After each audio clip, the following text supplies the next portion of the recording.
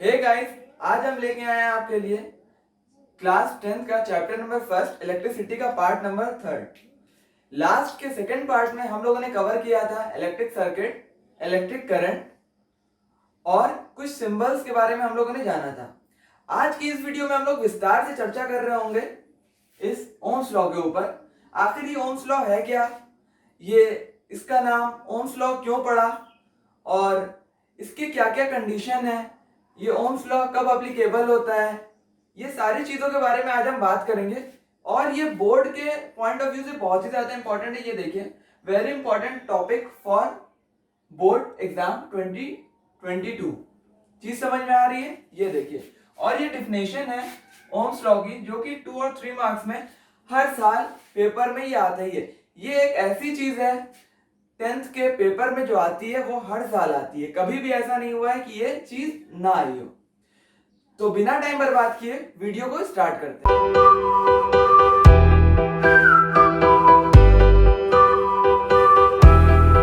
Hey guys, this is Ghazi Abbas and welcome to boost up academy channel. तो चलिए start करते हैं, देखते हैं ये ओम्स लॉ को। आखिर ये ओम्स लॉ का नाम ओम्स लॉ ही क्यों पड़ा? क्योंकि इसको जिस साइंटिस्ट ने बनाया था उसका नाम था जॉर्ज ओम। इस वजह से इस लॉ का नाम ओम्स लॉ पड़ा। अब देखिए, इसमें ओम्स लॉ बताता क्या है। पहली चीज ये देखिए, Ohm's law gives relationship between current I and potential difference. Ohm's law current और पोटेंशियल डिफरेंस के बीच में एक रिलेशन बताता है। और एक चीज, ये कब एप्लीकेबल होता है, ये देखिए, physical condition and temperature remain constant.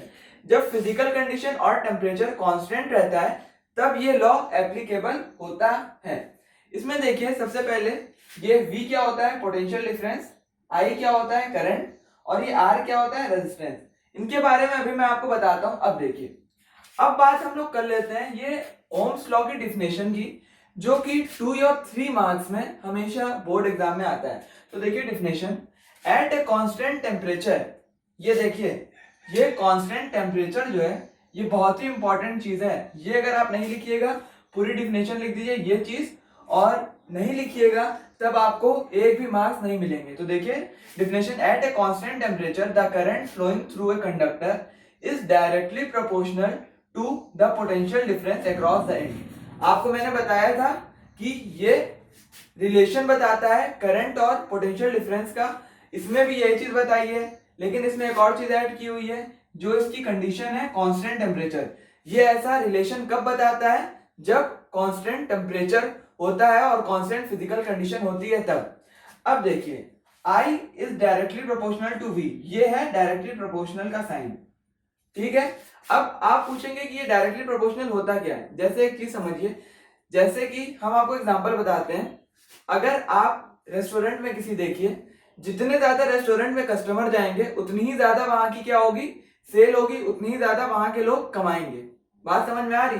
जितने ज्यादा कस्टमर उतने ही ज्यादा पैसा कमाना, ठीक है। जितने कम कस्टमर उतना कम रेस्टोरेंट वाले पैसा कमाएंगे। चीज समझ में आ रही? उसी तरह देखिए, जैसे I ज्यादा होगा तो पोटेंशियल डिफरेंस भी ज्यादा होगा, और अगर I करंट कम होगा तो पोटेंशियल डिफरेंस भी कम होगा। ये चीज कब एप्लीकेबल होती है, ये चीज देखिए, एट ए कांस्टेंट टेम्परेचर पे। चीज समझ में आ रही है? I is directly proportional to V होता है, ऐसे भी लिखा जाता है, और V is directly proportional to I, ये भी लिखा जा सकता है। दोनों को इस तरह पे हम लोग लिख सकते हैं। अब ये देखिए, इसको हम लोग आपको बता दिया हमने पहले, ये डायरेक्टली प्रोपोर्शनल होता है, इसको डायरेक्टली प्रोपोर्शनल पढ़ा जाता है, ठीक है। चीज समझ में आ रही है? अब देखिए, ये देखिए, डायरेक्टली प्रोपोर्शनल का साइन हमने यहां से हटा दिया और इस जगह पे R लिख दिया। ये R क्या है, रेजिस्टेंस है। खाली ये चीज जानिए कि ये R रेजिस्टेंस है। इसके बारे में भी हम आपको आगे वीडियो में बताएंगे, एकदम विस्तार से इसको बताएंगे। तो आप खाली देखिए, ये रेजिस्टेंस है। ये रेजिस्टेंस क्या होता है, ये कांस्टेंट है। ये एक डायरेक्टली प्रोपोर्शनल की जगह एक कांस्टेंट आया है जिसको हम लोग रेजिस्टेंस कहते हैं। ये देखिए, ये प्रोपोर्शनलिटी का साइन है, उस जगह पे R आ गया। चीज समझ में आ रही है? यहां से प्रोपोर्शनलिटी का साइन हटाया, इक्वल टू लगा दिया, और ये R आ गया, ठीक है। समझ में आ रही है चीज? देखिए, ये यहां से प्रोपोर्शनलिटी का साइन हटाया, इक्वल टू लगा के ये R लगा दिया, इसीलिए ये कांस्टेंट है। और आर को हम लोग एक नया फॉर्मूला यहां से बनता है, ये चीज देखिए, R resistance is equal to voltage upon I, R is equal to potential difference upon I. ये एक बहुत ही इंपॉर्टेंट फॉर्मूला है, इससे एग्जाम में क्वेश्चन आता है। यही है ओम्स लॉ का फॉर्मूला। चीज समझ में आ रही है? अब आपको थोड़ा बहुत कॉन्फिडेंस आ रहा होगा ओम्स लॉ में, ठीक है। और आर को कहते हैं, क्या कहते हैं आर को? Proportionality constant. आर क्या है? प्रोपोर्शनैलिटी कांस्टेंट है ये आर। इसी को हम लोग रेजिस्टेंस कहते हैं। अब ये रेजिस्टेंस क्या है अभी मैं आपको बताता हूं। अब देखिए रेजिस्टेंस ऑफ कंडक्टर, आखिर ये रेजिस्टेंस होता क्या है? ये देखिए इसकी definition, the property of conductor due to which oppose the flow of current through it is called the resistance. Resistance जो होता है वो जो फ्लो ऑफ चार्ज को अपोज करता है, रोकता है कंडक्टर के अंदर। जो कंडक्टर है या कोई वायर है उसके अंदर जो चार्ज फ्लो कर रहा है उसको रोकने का काम कौन करता है? उसी को कहते हैं रेजिस्टेंस। अब बात आई कि ये रेजिस्टेंस आता कहाँ से है, क्यों चार्ज फ्लो नहीं हो पाता, ऐसा क्यों होता है कंडक्टर में? देखिए जो वायर होता है, वायर में इलेक्ट्रॉन फ्लो करता है। जब एक इलेक्ट्रॉन दूसरे इलेक्ट्रॉन से कोलाइड करता है, या एक इलेक्ट्रॉन दूसरे एटम से, या एक इलेक्ट्रॉन दूसरे आयन से जब कोलाइड करता है, तो फिर वो मूव करने में उसको दिक्कत होती है। इस वजह से वो मूव नहीं कर पाता है। क्यों नहीं मूव कर पाता है? क्योंकि वो आपस में उन लोगों के कोलिजन होता है। एक इलेक्ट्रॉन दूसरे एटम से जब कोलाइड करता है, या एक इलेक्ट्रॉन दूसरे आयन से जब कोलाइड करता है, तो उसकी स्पीड रुकती है। मतलब एक तरीके से समझ लीजिए, इस वजह से वो एक बैरियर की तरह काम करता है, वो आगे उसको बढ़ने नहीं देता है चार्ज को। चीज समझ में आ गई? आप इस रेजिस्टेंस को एक और चीज से भी कंपेयर कर सकते हैं, जैसे कि फ्रिक्शनल फोर्स, ठीक है। इसको आप कंपेयर कर सकते हैं फ्रिक्शन से। फ्रिक्शन से क्यों कंपेयर कर सकते हैं? जैसे कि उसको भी जब कोई भी बॉडी मोशन में आती थी तो फ्रिक्शनल फोर्स उसको रोकता था। चीज समझ में आ रही है आपको? जब फ्रिक्शनल फोर्स बॉडी को रोकता था चलने से, उसी तरह ये रेजिस्टेंस जो है करंट को फ्लो करने से रोकता है। जबकि ये दोनों चीज बहुत ही अलग है। फ्रिक्शनल फोर्स एक अलग चीज है और रेजिस्टेंस एक अलग चीज है। बस मैं आपको एक एग्जांपल से समझाने की वजह से फ्रिक्शनल फोर्स का नाम लिया हूं, ठीक है। चीज समझ में आ गई? अब देखिए एसआई यूनिट, इसकी रेजिस्टेंस की एसआई यूनिट क्या होती है? इसकी एसआई यूनिट ओम होती है। इसको हम लोग एक सिंबल से भी डिनोट करते हैं जिसको कहा जाता है ओमेगा, ठीक है। अब देखिए ये रेजिस्टेंस किस पे डिपेंड करता है? अब रेजिस्टेंस है, किसी ना किसी चीज पे तो डिपेंड करेगा ही ना। देखिए लेंथ पे डिपेंड करता है रेजिस्टेंस, थिकनेस पे डिपेंड करता है, नेचर ऑफ मेटल पे डिपेंड करता है, टेम्परेचर पे डिपेंड करता है। मान लीजिए कि ये वायर है, ठीक है, ये एक कंडक्टर है, और रेजिस्टेंस इस पे क्या चीज पे डिपेंड करता है? इसकी थिकनेस पे डिपेंड करेगा, इसकी लेंथ पे डिपेंड करेगा, मतलब इसके एरिया ऑफ क्रॉस सेक्शन पे डिपेंड करेगा, ठीक है, और इसके टेम्परेचर पे डिपेंड करेगा, इसमें जो मटेरियल यूज हुआ है उस पर डिपेंड करेगा। चीज समझ में आ रही है? अब देखिए, अब जब आपने इतनी बात समझ ली तो ये रेजिस्टेंस ऑफ कंडक्टर का फॉर्मूला भी देख लीजिए। मैंने पहले भी बताया R is equal to V upon I, potential difference upon current. अब देखिए on the basis of resistance substance को तीन डिफरेंट पार्ट में, तीन डिफरेंट ग्रुप में बांट दिया गया है। पहला गुड कंडक्टर, दूसरा रेजिस्टर, तीसरा इंसुलेटर्स। चीज समझ में आ रही है? अब देखिए इनके बारे में बताता हूं।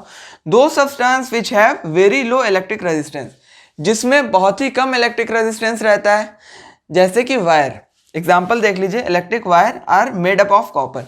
कॉपर जो होता है वो एक बहुत ही बढ़िया कंडक्टर होता है। क्यों बढ़िया कंडक्टर होता है? क्योंकि उसमें रेजिस्टेंस बहुत कम होता है, उसमें चार्ज बहुत बढ़िया से फ्लो करता है, ठीक है। चीज समझ में आ रही है?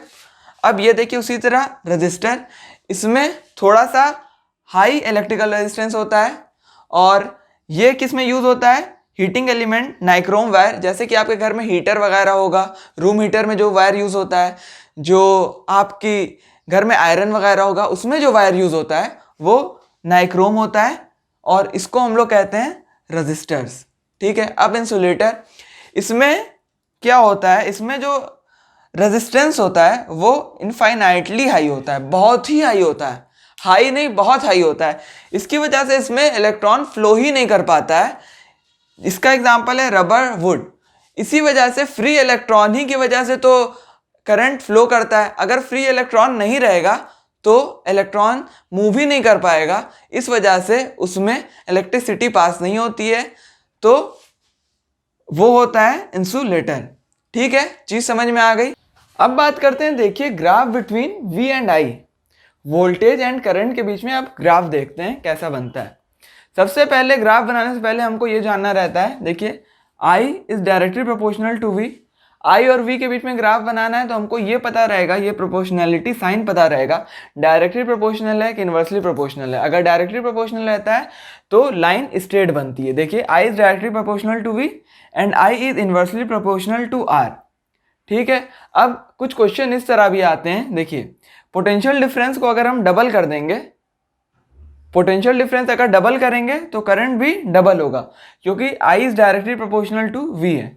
और अगर पोटेंशियल डिफरेंस को हम हाफ कर देंगे तो करंट भी हाफ हो जाएगा, क्योंकि I is directly proportional to V है। जैसा कि हमने आपको रेस्टोरेंट वाला एग्जांपल बताया था कि अगर रेस्टोरेंट में ज़्यादा कस्टमर आएंगे तो उसकी इनकम भी ज़्यादा होगी, अगर रेस्टोरेंट में कम कस्टमर आएंगे तो इनकम भी कम होगी, क्योंकि वो एक दूसरे से डायरेक्टली प्रोपोर्शनल है। ठीक है, चीज़ समझ में आ गई ये वाली। अब देखिए I is inversely proportional to R, मतलब एक चीज़ बढ़ेगी तो दूसरी चीज़ कम होगी। अब देखिए ये देखिए रेजिस्टेंस है, रेजिस्टेंस को हम डबल करेंगे तो करंट आधा हो जाएगा। रेजिस्टेंस को डबल करेंगे करंट आधा होगा, और जब रेजिस्टेंस को हम आधा कर देंगे तो करंट डबल हो जाएगा, क्योंकि ये दूसरे से ये इन्वर्सली प्रोपोर्शनल है, ये डायरेक्टली प्रोपोर्शनल है। डबल होता है तो डबल ये हो जाता है, और हाफ होता है तो हाफ हो जाता है। लेकिन करंट और रेजिस्टेंस इन्वर्सली प्रोपोर्शनल है, जब ये डबल होगा रेजिस्टेंस डबल होगा तो करंट हाफ होगा, और जब रेजिस्टेंस हाफ होगा तो करंट डबल होगा। अब देखिए इस ग्राफ को, करंट और पोटेंशियल डिफरेंस के बीच में जो एक ग्राफ है ये स्ट्रेट लाइन में हमेशा बनता है। क्यों स्ट्रेट लाइन में बनता है? हमने आपको पहले ही बताया है कि कोई भी चीज़ अगर डायरेक्टली प्रोपोर्शनल होती है तो उसका ग्राफ हमेशा स्ट्रेट लाइन में बनता है। आप इसी में नहीं, और भी किसी चीज़ में अगर ऐसा कुछ है, अगर वो डायरेक्टली प्रोपोर्शनल है तो उसका ग्राफ हमेशा स्ट्रेट लाइन बनेगा। तो इसमें देखिए इसका ग्राफ स्ट्रेट लाइन में बना है। V और I graph of metal conductor, metal conductor current और पोटेंशियल डिफरेंस का ग्राफ जो है हमेशा स्ट्रेट लाइन बनता है। इसको आप ऐसे भी देख लीजिए, यहाँ पे देखिए इस पॉइंट पे, यहाँ पे देखिए करंट भी बढ़ रहा है, पोटेंशियल डिफरेंस भी बढ़ रहा है। इस पॉइंट पे देखिए करंट भी बढ़ रहा है, पोटेंशियल डिफरेंस भी बढ़ रहा है। चीज़ समझ में आ रही है? हर पॉइंट पे आप देखिएगा तो करंट भी बढ़ेगा और पोटेंशियल डिफरेंस भी बढ़ेगा। अगर आपको ये वीडियो अच्छी लगी हो तो प्लीज़ कमेंट करके बताइएगा और लाइक कर दीजिएगा। आपके लाइक करने से मुझे मोटिवेशन मिलता है ताकि मैं और वीडियो बनाता हूँ। और हाँ, अभी तक आपने मेरे चैनल को सब्सक्राइब नहीं किया तो प्लीज़ सब्सक्राइब कर दीजिएगा, और बाकी के फर्स्ट और सेकंड पार्ट का लिंक आपको डिस्क्रिप्शन में मिल जाएगा। अगर वो वीडियो आपने नहीं देखी है तो प्लीज़ देख लीजिएगा। तो मिलते हैं फिर नई वीडियो में, तब तक के लिए गुड बाय।